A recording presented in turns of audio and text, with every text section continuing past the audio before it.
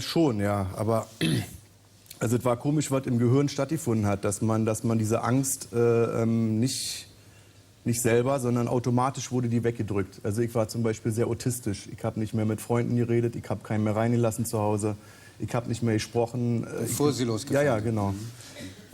Während ich geflogen bin, war es so, dass ich mir eingebildet habe, das ist alles normal. Es ist ein Flugzeug, draußen steht zwar Luftwaffe drauf, aber das ist alles normal.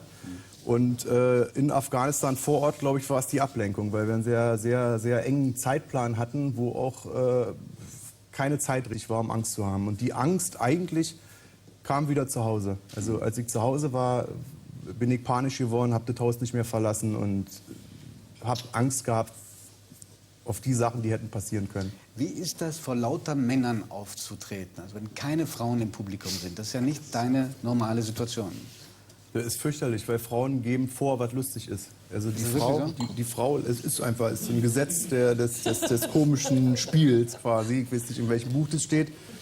Die Frau gibt, wann gelacht wird, der Mann guckt rüber, oh, die Frau lacht. Es ist, glaube ich, eine lustige Situation, in der wir uns befinden, lache ich mal mit. Ist wirklich so. wahr? Und wenn keine Frauen da sind, dann läuft es so ab wie in Afghanistan.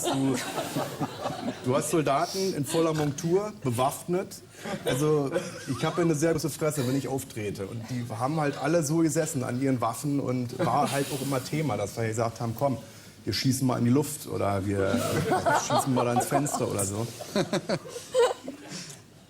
Es ist anders, es ist ganz komisch. Es ist wie zum Anfang, wenn man merkt, so durch die Situation, da verschiebt sich auch Timing. Du hast auch irgendwann mal gesagt, du brauchst bei deinen Aufführungen die Figur des Quietschers. Was ist denn der Quietscher? Der Quietscher ist die Frau, die lacht.